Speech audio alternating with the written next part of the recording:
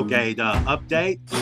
Today with Julie Miller, Caleb Horn, and myself, Jay Moffitt. As always with Tailgate update, we'll start out with something very topical, which is the Euro Cup. And we'll let Julie lead us off with that. I might throw in a little bit. Okay. So we got a little cliff notes for what happened this week. Portugal won 0-3 on Saturday, June 22nd against Turkey. The game was interrupted 4 times, and then 1 time afterwards, with fans running out into the field for selfies with Ronaldo, which is sort of expected. But everybody thought it was cute when the 10-year-old did it, not so much when the 15-year-old tried it a minute later. And then Belgium beat Romania 2-0. And so Germany, Spain, and Portugal are all heading to round 16. And thankfully, everybody's safe. And watch my true crime podcast for details on that, because there's been a lot of arrests. Germany has really had its handful between ISIS and brawls between Serbia and England or whatever, the English team. So, yeah, watch that for all the rest. There's many. So that's what we've got on the Euro Cup. That sounds great. There's a lot of interest in it this year. Yeah. A lot of rivalries. The last 5 to 10 years, of course, with soccer, there's a lot of player movement, and so it becomes more and more interesting. Spain and Italy took up the predominant part of my interest. And going into the closing minutes of the game, the only goal has been an own goal. So that's always embarrassing. So always. But anyway, like you said, most of the main favorites are making it through. There's nothing stunning so far, but there's a couple of really good teams kind of on the edge as it closes out the first round early this week. And so by next week, we might have something interesting as far as someone dropping out. Yeah, but those were definitely in the headlines, so we want to make sure to update our fans. And thank God, Portugal's moving through, because Ronaldo will be there to photobomb again. Yeah. And you were saying something about the grass versus the turf. That was what Copa America? Yeah, Copa America, the other main soccer tournament going on. Yeah, so there is a grass versus turf debate with the NFL. But first, I'm going to just talk a little bit about the games that have been a big deal this week. Venezuela beat Ecuador 2-1. And Ecuador won with just 10 players after their captain, of all people, got a red card after a flagrant lunge on Venezuela's Jose Martinez, which didn't go well. Mexico beat Jamaica 1-0. And so talking about the grass versus turf, it's kind of funny. The NFL's turf sucks and the grass sucks. Because the Atlanta Falcons put grass down 4 days before the match, and apparently, so they've been using different NFL stadiums, and so they were using the Atlanta Falcons, but they had a couple days ahead of time, they had been doing baseball, so they had just put the grass down, and they said it was hard to pass the ball, and it was bumpy by the goalies, so they're gonna put out new fresh grass for the next game, although they said it wasn't because of the criticism. It's just cause. And don't worry, because the Falcons will have their turf that everybody loves back in time for the NFL season. So there we go, angering people with our ground materials, which seems about on par. Yeah, that makes sense. I can see how having a bumpy field would be problematic. Okay. Might be an issue. Yeah. I think we're wrapping up soccer. We're going to move on to our kind of weird segment of the week, which is the Belle of the Week, which we've got 2 or 3 big name people or either media entities which are having some issues. And the first one for me is with TNT on NBA ending after 14 years. Sir Charles, he's made the headlines a couple times this past month. 2 or 3 weeks ago, he was talking about, I mean, we can sell this program anywhere. I'll be the producer. I'll take my whole team with me. We'll do the show and maybe talk to Amazon or talk to whoever's picking up the NBA. And then, like 2 days before, 3, 4 days before now, uh, he's just saying, "Well, I'm retired from broadcasting after this finale with the TNT on NBA. I'm just done. I'm not going to do anything more." And I was wondering what y'all's thoughts were on that. You think he couldn't get his people together, or he just had second thoughts, or I mean, what the deal was with this change of heart? Yeah, you know those people who need like confirmation that they're great, and that I wouldn't know any of them. they may need a little more attention than others to validate that.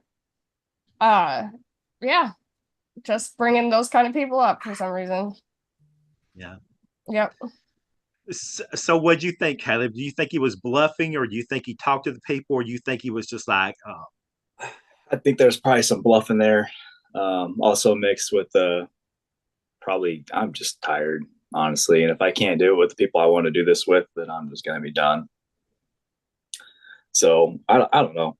It's kind of one of those things where it's like the NBA just killed off something that was really enjoyable for a couple more bucks comparatively, and yeah, it's a bummer, honestly. I like Charles Barkley. I think that whole crew, if you could just kept them together and just kept them rolling for 5, 6 more years, whatever this like the contract is, I think that'd been perfect. But I guess you got to hang it up at some point. This is probably as good a time as any since the show's essentially coming to an end. So I doubt it. I think he's gonna do a Tom Brady.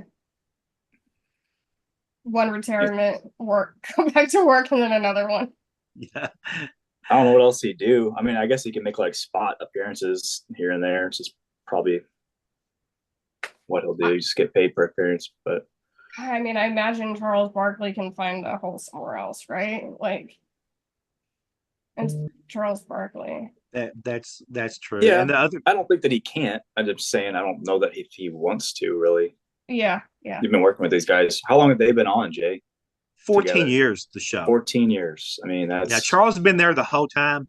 Shaq came on like 5 or 6 years, but him and Kenny the Jet have been there the whole time, and I think Ernie Johnson maybe the whole time. I think Ernie was too. Yeah, My cat is So rubbing on the Ernie's great. microphone, so if you get any interference. Just some purring. I was just going to say that's one of our competitors for the Bell of the Week for bailing out on your good intentions. The next one's basketball too, and that's LeBron and Bronny. And that's really, I mean, there's so many layers to this. Okay, I mean, I'm not going to break down all the free agent rules, but basically, LeBron got the coach that he wanted. Okay, the Lakers have brought in his son to have a workout, even though by all the regular metrics of being a 5.8 point a game scorer in the Pac-10 as a rookie, as a freshman, is not your usual Laker workout. And the fact that he got his coach, he got the workout for his son, and then he's like, "Well, I'm going to opt out anyway." So I'm like, this is amazing stuff where you get all the things that you want, and you still, I'm like, I'm still not sure if I'm going to be here in LA. Well, he's not sure that his son will be either, so I have a feeling that he might his agent did come out and say like they are not a package deal. But you can say that as much as you want. But if anybody can leverage and do what they want, it's gonna be LeBron, right? Like so Yeah. I hear you. That sounds good. But somehow I have a weird feeling that we could be seeing Bronny with the Lakers. Yeah, this is LeBron's agent saying that. It's kind of like your parents saying, "Do as I say, not as I do." Amen. Like, it's they're going to end up together somehow, some way. It may not be in LA right away, but Yeah, wherever Bronny goes, LeBron's like, okay, I'll sign there.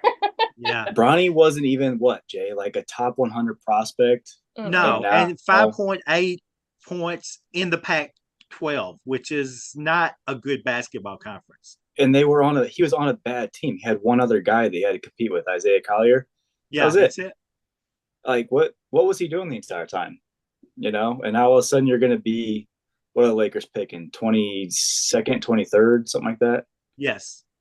Like, oh, Yeah. now he's conveniently slated at like 26 best prospects, and it won't look so bad if they draft him. Like, this is ridiculous. You got to Because he has a recognize. 41-inch vertical. Like, how many other guys in the NBA have a 41-inch vertical? Give me a break. Yeah. The other thing is you hear all the other teams talking about, well, we might pick him up late second round or uh, early second round, and they're like, it Yeah, would just be like a pick swap with the Lakers at that point. I'm pretty sure. I feel like even that's a stretch. I mean, the Oh dude's yeah, 6'1". He's not fast. He's not like Mhm. there's no measurable that he has is like, wow, that just blows your socks off. Just his last name's James. yeah, That if it was Bronny Horn, he wouldn't have even got an offer to USC. And I get it because in a way because not that my family would ever benefit from nepotism within like the community where everybody works, but I would say that I kind of get the idea of wanting to bring your relative in and letting them have an easier route than the one that you had to take because most people have to really work to get to professional sports in any way. So I can kind of get that would cloud um LeBron's like perspective significantly. I mean, we see it with Deion Sanders, right? And his son, like that son bond just makes it really hard for them to not get clouded. And I can see wanting to benefit your children so they didn't have to struggle like you did. But yeah. uh there there has to be something there, you know? Yeah, Yeah, you can't. there has to be limits set by someone, and obviously, I mean, you can't set limits with your own family. You have to have an adult, like you said, to do that. Let's get to the third one and see how these first two stack up. And the third one we have is Paramount Plus bailing on their merger. There was a merger that Paramount Plus was going to do with, I believe, Sony. But anyway, the kibosh was put on it by Sherry Redstone, who's the daughter of Sumner Redstone. But basically, she owns not a controlling interest, but a large interest in a Paramount Plus. Her part was like 2 billion, I think, and she decided not to put her part, give her approval on it, and so the merger fell through. But they've been trying to sell Paramount Plus for a good 6 months or a year, and other people have put in a bid, uh, including like Byron Peacock, right? Allen. Byron Allen has put in a bid. Sony, but no one's met their number yet. And the other thing about it is it's the NFL, you know. Mm, Out of all the NFL games, you know, they had one on Peacock, you had some others. Paramount Plus was the only one anyone complained about, the yeah, streaming and the buffering. And so yes. it's a real problem with them. They're like seventh out of seven street major streaming services. And so the fact that they've got, you know, basically half of the NFL games, or at least good 40% now on CBS, and they can't find a buyer. Mm, Their streaming service is coming close to failing. It's the NFL is denying that it's an issue or a problem, but that's kind of like a vote of confidence from your general manager if you're a coach. Before you get fired. yeah. Yeah. Yeah. So you know Yeah. that they're doing something behind the scenes with Paramount Plus to talk to them about, you know, you need to get on footing with these. I mean, even Apple Plus is getting more streaming Oh my people. God. Well, yeah, So I heard recent in the last few Yeah. days that Peacock and Paramount Plus were gonna do a thing, which kind of made sense to me. right, I could see that as being one of the best Yeah, opportunities because they're both in the bottom third of the streaming services. yeah. You know, Paramount Plus is like streaming on a banana. Like it's and then Sony, like what? It's Sony just a has a really weird streaming combo. service? That's what I'm saying. Like it's just weird. not really. So No, that but they That's have probably for the movies, they have best. content, I Yeah. know But CNN just shut down their streaming service, and I was like, CNN had a streaming service? That's yeah. I didn't yeah, know that honestly. it's amazing. Yeah, theirs was very short lived. But anyway, those are their three. Let's take a quick vote. Which do you think is the biggest bell of the week? You think Sir Charles Bathing on his commitment to further do basketball, or LeBron and staying with the Lakers, or Paramount Plus with trying to get their ducks in a row to be going forward? Bronny. Bronny and LeBron. Yeah, I'm gonna say King James and his whatever that saga is. That one I'm really excited to see how that plays out though. Like it's gonna have a weird ripple effect across the league. Mm-hmm. Oh So yeah, some team is gonna stretch for Bronny and regret it inevitably, and then also bring in 40-some-year-old LeBron James yeah. and try and band-aid that. It's gonna be Oh fun my to watch. God. Can't It's see gonna rip who's their gonna. relationship apart when his dad is like, can you stop sucking on the field? Maybe Because maybe, That's maybe it'll be the this. Bulls. Yeah, it's going to be desperate. I still think it's Sir Charles, and the only way I can see that this working out, like you said, Caleb, about him staying away for one day and then coming back, I could literally see him and the whole TNT crew being on like an alternate broadcast yeah. on one of the networks. That would be Like really fun. like the Manning cast or whatever it is. Exactly. Oh, I That do would be love the fun. Manning cast. That would be a lot of fun. Honestly, I'd watch that. And I don't even I really would like the watch NBA it that too. much. I'd turn it off, especially if it was the ABC. Oh yeah. That's yeah. Give me all the childhood vibes. Yeah.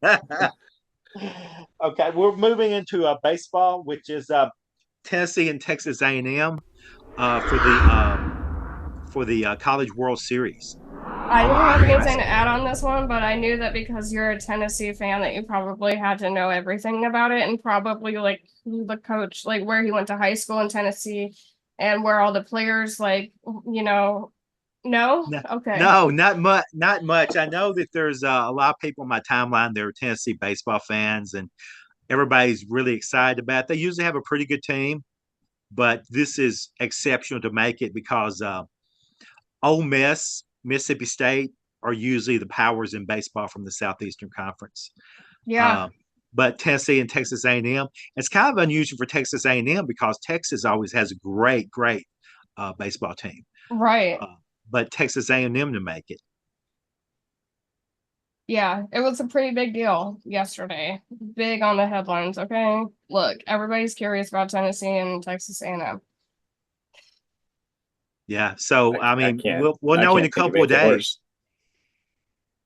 There's so many good Texas A&M stories, but I'm not sharing right now. But anyway, it's good for two newish teams to make it. I mean, Mm, I'm new excited about blood. Tennessee. I mean, Yeah, I'm excited about that's Tennessee interesting. too, but you know, it's not starting well, so we'll see how it comes out. 3-game series, so Yeah. we'll see. mm-hmm. But moving on to Shohei Ohtani's 459-foot home run. When isn't it show high? Am I telling you show? It's Shohei. Okay. Because Yeah. it's Japanese, right? And I know they pronounce the H Yep. Okay, in the Shohei. beginning, but not the first one. not Otani. They don't say like oh, but yeah. Anyway, Yeah. I took Japanese in high school. Okay. Yeah. Okay. So he had this 459-foot home run on Sunday to the right center.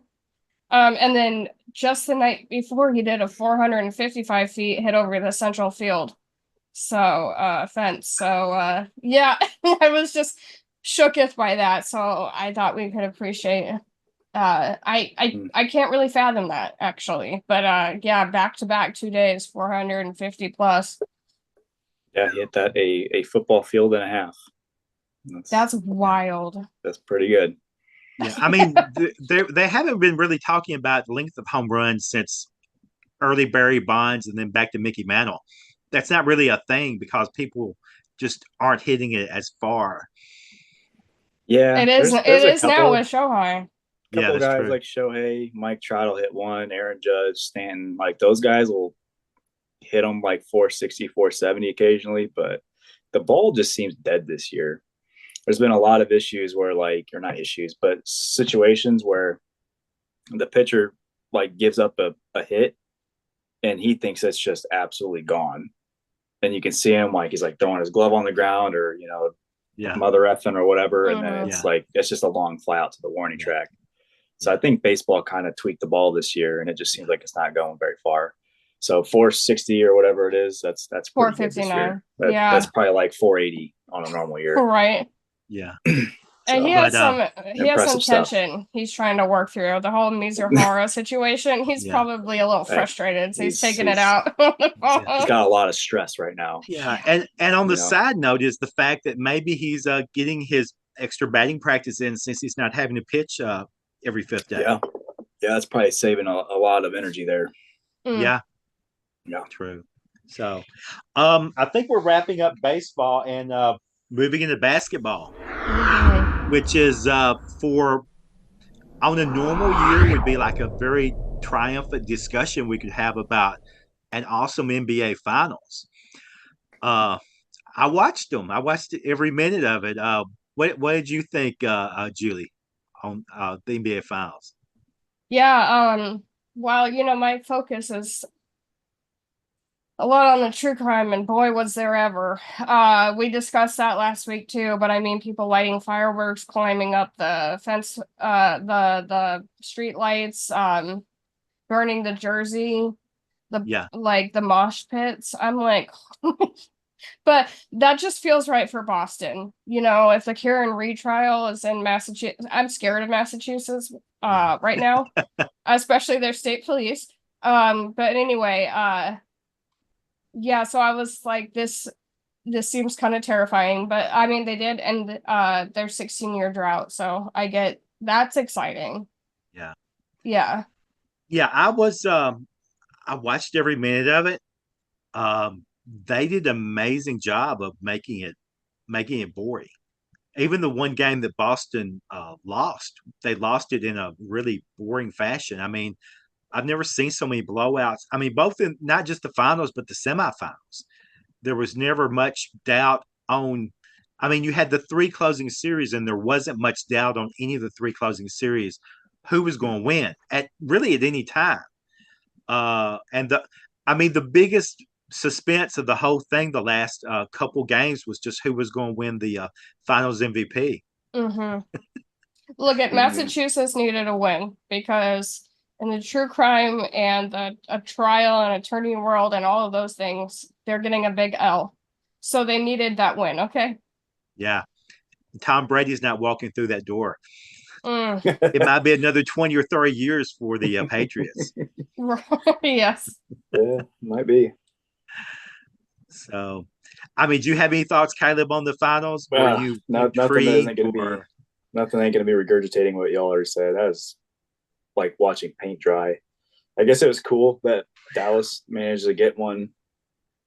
Yeah, that was nice. Keep the goose egg out of the win column, but man, that is just. I think that it feels worse because I was expecting Dallas to be way more competitive, but I think that Luka just ran out of gas and Kyrie shrunk, and they don't have. I mean, they have two good players and a bunch of role players, and Boston has, 5, 6, 7 good players. Yeah, so yeah. I was the same. I was criticizing Boston all the way through their run, but I mean, they were without their third best player through the majority of the finals, and it didn't touch them at all. No, and Dallas had the majority of their players ready and just could do nothing. Yeah, Mm-hmm. I don't want to say Boston through game 5 or 5 or 4. Yeah, but part of me is like that. The rest of it was just too easy, and then you go lose by 30. It's like you wanted to go back to Boston, which I get. I'd want to win at home too. Yeah. It's a lot more fun that way. Okay. Let's switch over towards the next year. But at least it's all over, right? Yes, thank goodness it's over. Thank goodness Try it's again over. next year. Yeah, I was going to say we'll switch over to JJ Redick. Yeah, this one made me laugh because it was in the headlines too. Yeah, so after Hurley said no, then Reddick said yes. Apparently, he has a bond with LeBron since they do a podcast together, which is always a good way to pick a coach. Yep. The vibe I'm getting is a Jeff Saturday energy, where they both played in the league but never coached a day in their life, and they do like sports casting or whatever. Both of them had some Mhm. sort of media. Yeah, this feels Yeah. very Jeff Saturday of the Lakers. And I think it'll probably go about as well as that did. Yeah. But I know a lot of people are clowning on Reddit, so I thought we might as well mention it. Well, it's funny because ESPN fired Van Gundy because they were scared that he was going to leave for a coaching gig, right? And then JJ Redick and who's the other one that just recently left for a coaching gig? I mean, just like months apart. So I never would have thought to get the Doc media. Rivers. Doc Rivers left for yes. Milwaukee. Yeah. Yep. I'm like, And they go thought he figure was that one. done. I mean, he'd failed so many places. He'd had a good career, but Hey, he'd failed so many places. he had one more in him. Well, not One this more year though. fail. Maybe 2025. Yeah, that was a bad firing by the Bucks too. It looks really bad now. It's yeah, it looks pretty rough. Yeah. And the other thing, I'm not going to sidetrack on Detroit Pistons because they're barely worth mentioning, but it is worth mentioning that their head coach, he's getting paid by the Pistons, and he's also still getting fired coach money from Phoenix, the Suns. Yeah, he's over That $80 was million another long-term now. contract. Yeah. Like, man, if I was him, I mean, what? Hey, go right off into the sunset, man. You've done it all already. We'll see you later. 80 some million dollars to play with, and you don't have to work a day for it. Like, that's kind of crazy. Yeah. It sounds like they just offered him so much money that he couldn't even turn it down, though. The Pistons. I don't think that he wanted to go there. Yeah, you're right. I remember hearing about that. It was just a ridiculously high amount of money. Yeah. So, whatever. So he's winning. Okay. Whatever game of life there is, he's winning it. He is. Yeah. But whatever, going from coaching to the players, we're talking about the Josh Giddey trade. Yeah, okay, so I have a punchline for this one, and I already did it before, but I'm gonna do it again because I'm a dad on the inside. So Giddey's traded from the Oklahoma Thunders to the Chicago Bowl to create a minor problem for Chicago. And I'm like, the Windy City is used to complicated characters, so we are. It just felt right that Chicago would take that minor problem on. And that's about all I have to say about that.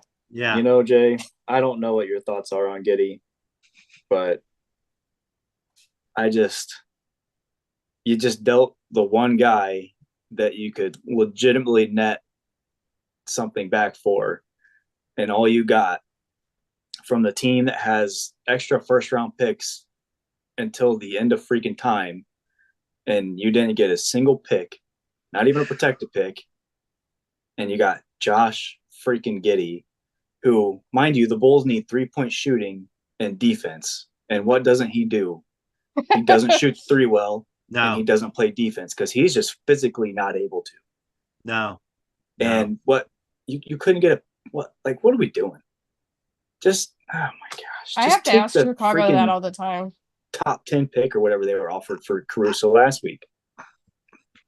Yeah, I really was just astounded. I kept waiting for like the Wojnarowski follow-up tweet about that there was a protected first round pick in 3 years or two second round picks or some 8th or 10th person on the bench following up. But to trade a guy that was known for defense like Caruso was and was very good in pinches and situations for his offense, to be traded straight up. And I heard from some of the Chicago people, there was also, it worked out to give him a $2.8 million trade exception, which is like a very low trade. That's $3 million. What are you going to do with $3 million in today's NBA? Really, though. That's just I don't know. Maybe they're just tanking this year and they're just like because they have a 2025 pick that they dealt for DeRozan, and that's protected though if it's top 10. So maybe they're just trying to tank so they can retain their pick because 2025 draft supposed to be loaded. That's the only thing I can think of. Hmm. But Yeah. it does signal for the Bulls like, hey, maybe we're already just going to blow this thing up, That's what it sounded like to which they me. need to do. But I mean, holy shit! Like, what was that? Yeah. Like, whatever. Yeah. We're going on Disgusting. to the next one, which is moving on down to college. Um, and Yeah. the 7'9", 8 foot tall going to be college recruit coming in next year. Yeah, he's been in the media recently because I believe you pronounce his name Rio. I'm saying that because I lived in New Orleans for a long time, so here's my guess. Okay. Oliver Rio is going to University of Florida this fall, and he's going to be the tallest college basketball player ever at 7'9". This kid was 6'1" by the time he was 8 years old. And yeah, I cannot even fathom it. And at 18, there's some speculation that he might have some more room to grow. So my brother had a pretty late growth spurt, like in his early 20s. So who knows? 7'9" may not be where he stops, but yeah, his parents weren't giving him whoopings at 8, that's for sure. I get the step stool out to do that. Okay. Oh my gosh, I can't imagine. He's like in the junior section, the men's section already, right? Like, man, that must be a tall family. Giraffes over there. But yeah, so Oliver Rio's a pretty big deal right now, so we'll keep an eye on him because he might be going to the NBA later. Okay. Wow. Yeah. Crazy. But now we get to the only really exciting part of sports right now, which is the NHL playoffs, which is delivered when all others were failing. So we'll let you lead off on this, Caleb, and I might throw in this little something here. So Man, the NHL has been the anti NBA, hasn't it? Just in Amen. about every way imaginable this year. I mean, the freaking NHL finals to go down 3-0, which the series was still like it felt like the games themselves were pretty good, despite Edmonton going down 3-0. But then to come back and force a game 7 is unbelievable. Mind you, Duncan Keith, who was future Hall of Famer defenseman for the Blackhawks, um, he's working in their front office now. Well, back in his day in 11, they went down 3-0 to Vancouver, ended up turning around, forcing game 7, which I think they lost 4-3 in that game in the Western Conference Finals. But I guess he sat the team down, had a conversation, like a little speech about that heading into game 4. And ever since then, they've not lost. And actually, they beat the brakes off of Florida the past couple games. So it's freaking awesome. Like, I love it. That's what a 7-game series is what it's supposed to look like. Now, if I was an Oilers fan or a Florida fan, especially, I'd be pretty pissed right now. But or very stressed if you're Edmonton.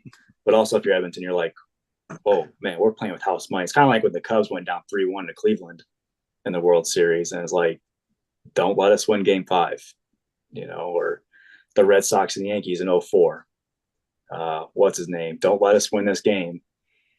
And then what they do, they go reel off 4 wins in a row, go to the World Series. So pretty neat. Might be watching the future 30 for 30. Yeah, for sure.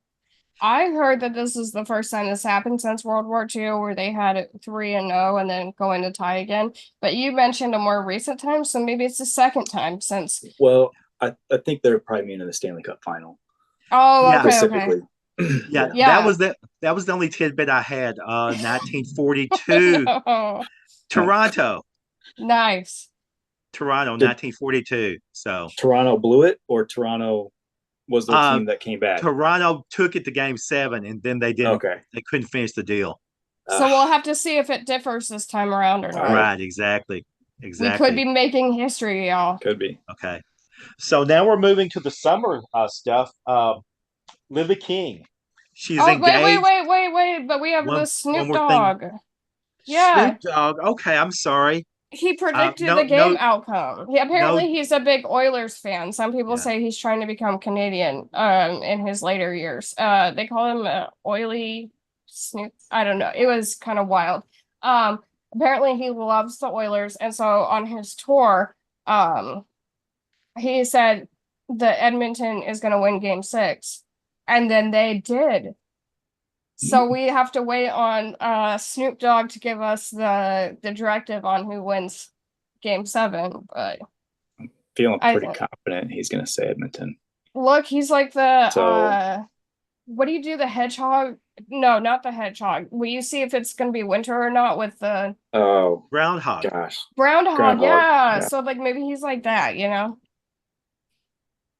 He's Could like be. maybe the yeah. So Snoop he's Dogg already can see the future. Punxsutawney already Dog. better. Yeah, Punxsutawney Dog. There you go.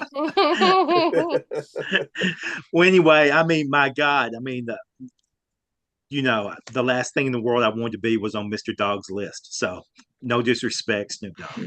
No, won't be there. Anyway, now I we're will going always be to. on Snoop Dogg's list. You will? Okay. We're going to the Olympics now, Olympic trial time. Lily King, she's engaged and qualified for the Olympics. Yeah, so this was kind of a big deal. I think it was on Friday. I'm trying to think. So right after she qualified for a second Olympic swimming event, so she did one, and there was like another swimming competition that she got into Olympics for. So like literally right after she got into the second event, like swimsuit and wet hair and everything, her boyfriend like proposed. Like in, I think she was still in the swimsuit, wet hair. I think they were still in the Like swimming the staging area. area, maybe. Yeah, yeah, and he just went ahead and did it. He was gonna do it in the Olympics, but in Paris, but he decided to do it early because the positivity was so high at the moment. Hmm. So that was kind of sweet, the double win there. Yes, that's a cute little story there. I like that. Hope But I I would don't get something know. different. I mean, it's not What going to if be she had everybody's cup said of tea. no? yeah, and what if she wanted to have her like hair done nice? Like some women like want to have their nails done ahead of time. Like what if she Yeah, was one of I she doesn't That's strike true. me as being particularly like she seems like a pretty you know uh confident and just being pretty natural. But if she said wanted to have her hair a certain way, no, no, ma'am, you get to look like you just got out the water. Like that was one thing I was hey, thinking of. you know what? She's probably spends the majority of her days looking In the like water. that. So, Yeah, I yeah. mean, hey, that's what he's marrying, right? And obviously, the sport's very important to her. And I guess, I don't know, I mean, that's just his way of tying the two together. Yeah, Hopefully, I that's, thought I it don't was know, kind of sweet. Like, I get that because Yeah. she's so different. excited because now she goes to her second event. That's a big deal. And so he's just like, I'm gonna make this day even better for you, which is Yeah. sweet. And Yeah. he had a very nice beard. Hopefully she doesn't think it was taken away. That's the only thing I'd be like, Mm. do I want to take away from like maybe your thing? But if I mean she really loves them and wants to be with them, and I think that perfect. Yeah. Yeah, yeah, yeah, yeah. It definitely depends on the person, but it seemed to It does. land really well. So, Yeah. yeah. Continuing on with the Olympics, Shakari Richardson, after kind Mm-hmm. of, you know, blowing it last time, got into the 2020 didn't Olympics. go well with the whole testing positive for THC thing, but Yeah. now she's heading to the 2024 Olympics for the 100-meter dash. So that's exciting. Um, you know, better late than never. This is going to be really great. Like hopefully she does well. She's been doing really, really well, making records this year. So the extra time off hasn't seemed to hurt. And so we will be excited to see her this time around. Just win, baby. Yeah. Yeah. Just win. Yeah. It makes sense. I mean, it's been more interesting this year on the trials. They Mm-hmm. put them in prime time. There was a good time. They don't. They're not doing too many of those little feely stories. They have more coverage than just background. Mm-hmm. Yeah. So I'm enjoying that part.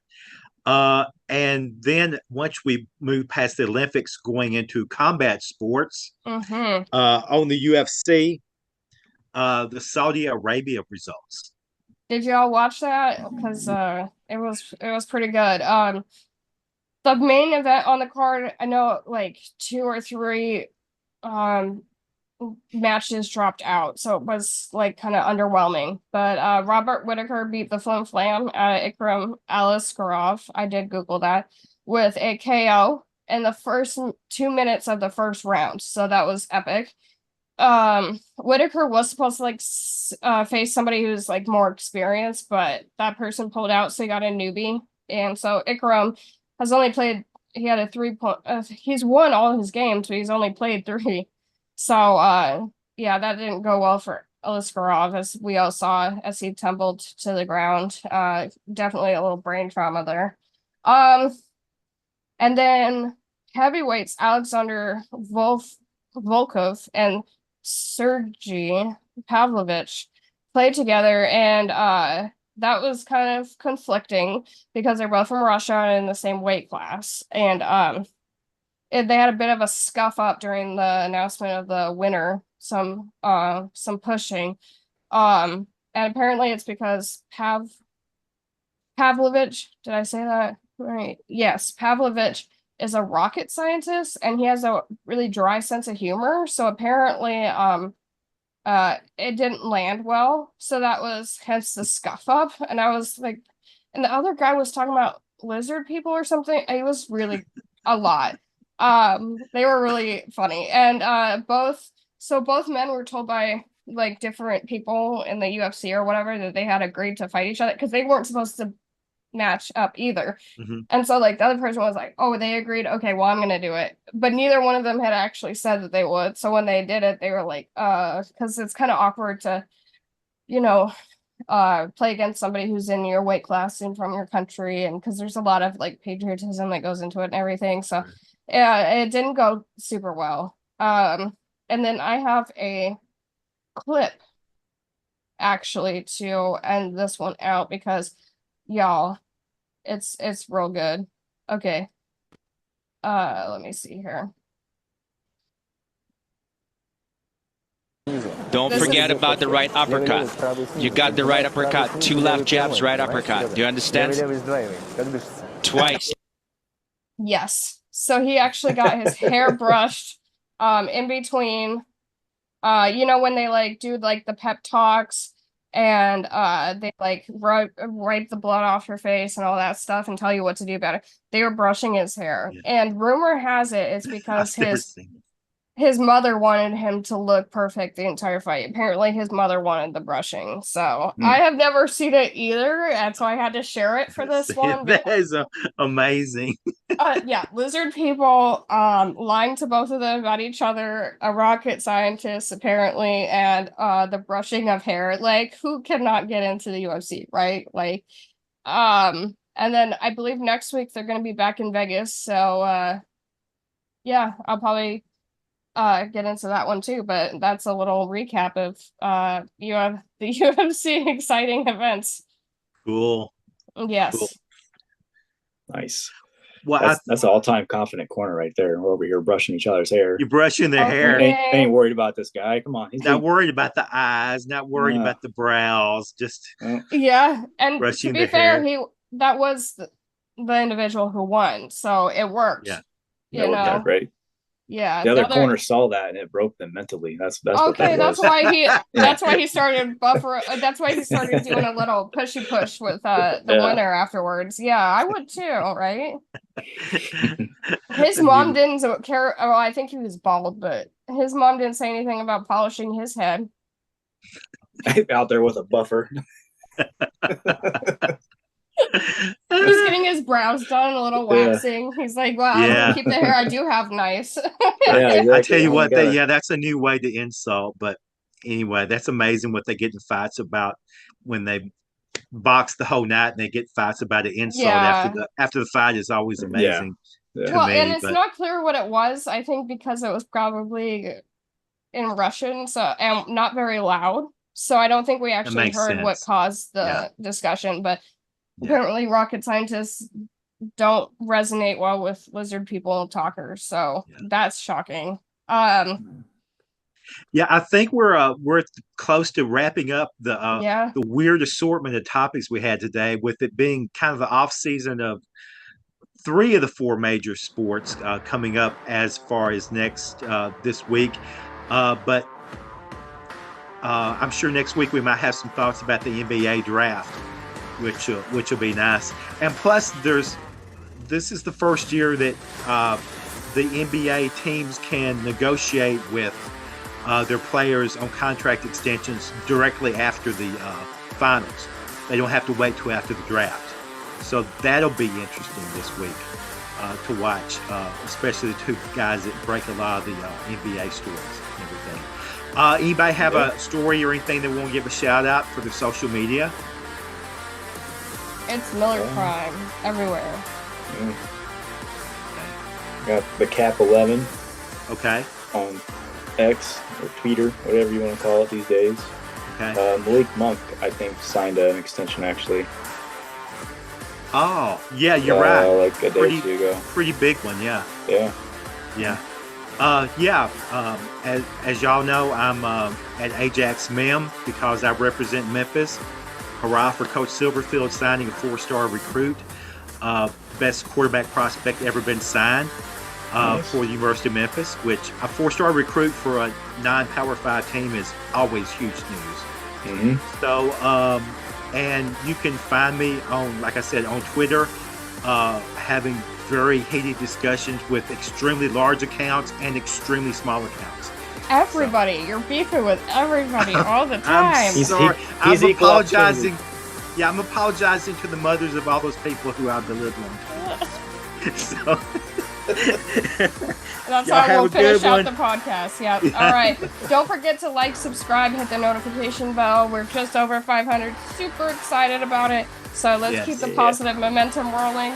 And comment everything, all that good stuff. Shower us with gifts for the YouTube algorithm gods. All right. Yes. Please. Thank you. Bye-bye. Bye. Good